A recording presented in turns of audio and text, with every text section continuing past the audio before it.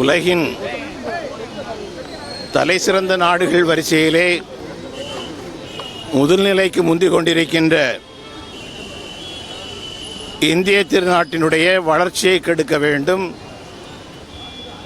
உலகத்தினுடைய தலை சிறந்த தலைவர்களில் ஒருவராக உருவாகி இருக்கின்ற பிரதமர் நரேந்திர மோடியினுடைய ஆளுமைக்கு களங்கம் உண்டாக்க வேண்டும் என்கின்ற நோக்கத்தோடு கூட பாகிஸ்தானத்தைச் சேர்ந்த பயங்கரவாதிகளுடைய துணையோடு பஹல்காம் பகுதியிலே மிகப்பெரிய தாக்குதலை முஸ்லீம் பயங்கரவாதிகள் செய்திருக்கின்றார்கள்.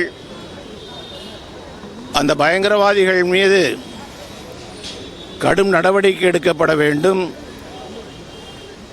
ஒன்றும் அறியாத அப்பாவி மக்கள், சுற்றுலா சென்றவர்கள் 26 பேர் கொல்லப்பட்டிருக்கின்றார்கள். கொல்லப்பட்ட அந்த 26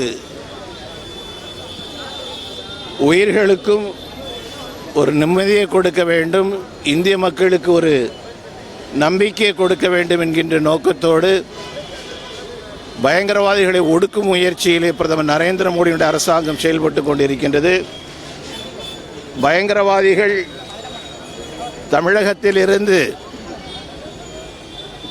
இலங்கைக்கு தப்பி சென்றதாக ஒரு செய்தி தொடர்ந்து 2-3 நாட்களாக வந்து கொண்டிருக்கின்றது. அவர்கள் இலங்கைக்குத்தான் சென்றார்களா அல்லது தமிழகம்தான் தங்களுக்கு பாதுகாப்பான இடம் என்று சொல்லி அந்த பயங்கரவாதிகள் இங்கேயே தங்கியிருக்கின்றார்களா? பங்களாதேசத்திலிருந்து ஆயிரக்கணக்கான பங்களாதேசிகள் தமிழகத்திலே கூலி வேலை செய்வதற்கென்று சொல்லி வந்திருக்கின்றார்கள். உண்மையிலேயே அவர்கள் கூலி வேலை செய்வதற்கு வந்தார்களா அல்லது கூலிக்கு களமிறங்கி உழவு பார்ப்பதற்காக வந்திருக்கின்றார்களா? இது போன்ற விஷயங்களை எல்லாம் ஆய்ந்து அறிந்து தெரிந்து பயங்கரவாதிகளை, பங்களாதேஷிகளை, பாகிஸ்தான் பயங்கரவாதிகளை இது மண்ணிலிருந்து அகற்ற வேண்டிய பொறுப்பு தமிழக அரசாங்கத்திற்கும் இருந்து கொண்டிருக்கின்றது.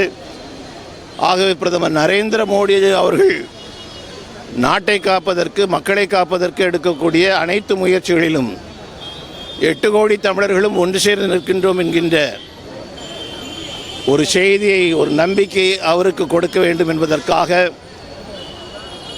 இன்று இந்த விழிப்புணர்வு போராட்டம் நடைபெற்றது. இதில் கலந்து கொண்ட அத்தனை பேருக்கும் என்னுடைய வாழ்த்துக்களையும் பாராட்டுகளையும் தெரிவித்துக் கொள்கிறேன்.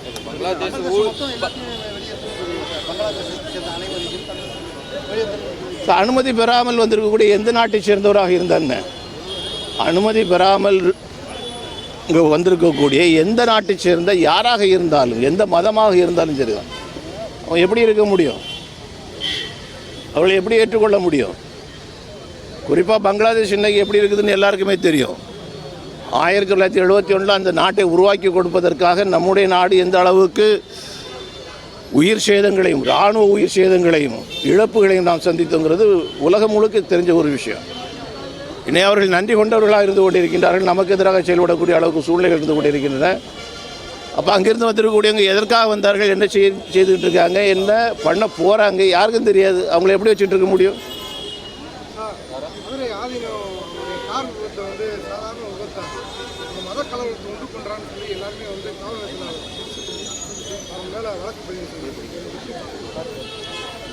வணக்கத்திற்குரிய மதுரை ஆதீனம் அவர்கள், சுவாமிஜி அவர்கள், அவர் நேர சம்பவத்தில் இருந்தவர், சம்பவத்தை அறிந்தவர், தெரிந்தவர். அவர் சொல்லக்கூடிய விஷயத்தை சாதாரணமாக எடுத்துக்கொள்ளக்கூடாது. அதில் அதிக கவனம் கொடுத்து அரசு நடவடிக்கை எடுக்க வேண்டும் என்று நான் கேட்டுக்கொள்கிறேன்.